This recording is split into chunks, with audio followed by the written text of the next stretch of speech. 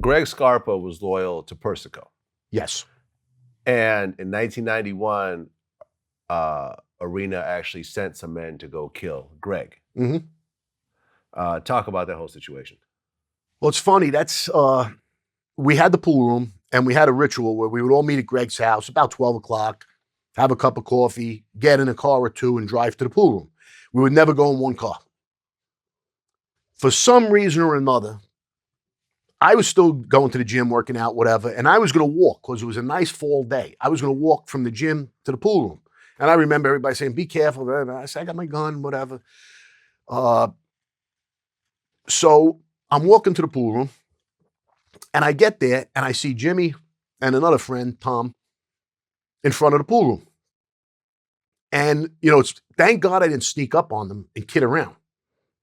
Like, hey, bang, They had their guns in their hand. I didn't know. But I didn't kid around, God forbid. And I said, they just tried to kill Greg, they told me. So I said, what? What are you talking about? Where? So they explained to me what happened. So I shot over to the house right away. When I get there, there's feds, cops all around. But we go into the house, and Greg is sitting down with 2 or 3 of the agents, and he's telling them that, no, there must have been some kind of drug war between 2 groups, and we got caught in the crossfire. They know he's lying. We know everybody knows. But what happened was they knew the time we left every day.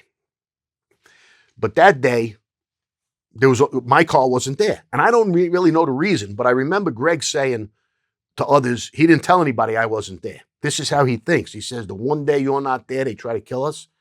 He says, I know. I'm telling you, Larry, so you were there. You make sure everybody in the family knows you were there.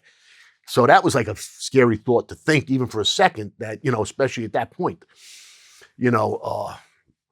So he comes out, and he's got his year-old grandson in his arms, and he's walking down the steps with his daughter.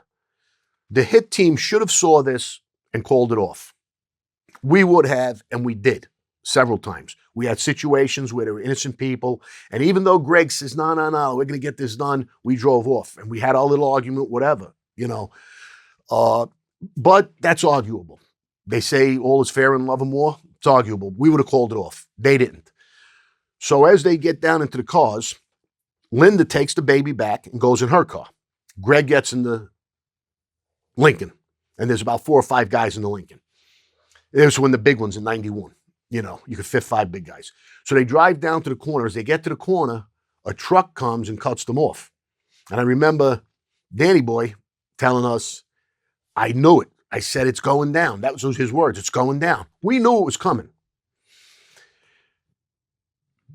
But the guy, so when the truck stops there, they all jump out of the car, and they see 4 or 5 shooters with masks on and shotguns shooting at them. So they start shooting back. Nobody's that brave. So everybody stopped. They didn't want to get closer and get shot either. But they're shooting over Linda's car with the baby in there. She dives down. She told me this several times, and covers her baby. And she hears the pings hitting the car, and the pings hitting the other car. And there's a shootout going on over her car. So now our guys jump back in the car. The truck driver left enough room.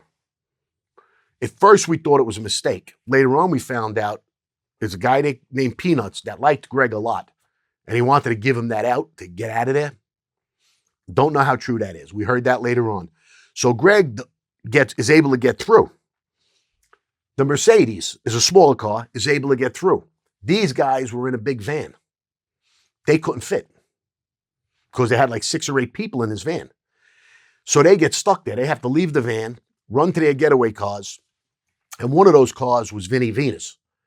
So after they drove off, he drives past the pool room, and we're in front of the pool room, and he drives by. He thinks the hit went down because he heard all the gunshots. He doesn't even know. He was like a crash car, whatever, along with the getaway cars. He gives us the finger. He flashes us the finger as he's driving by, thinking Greg is dead. We didn't know really what he meant by that. But I guess it was just like a little farewell. So he sort of became a little bit of a target after that, and that's the first guy we got.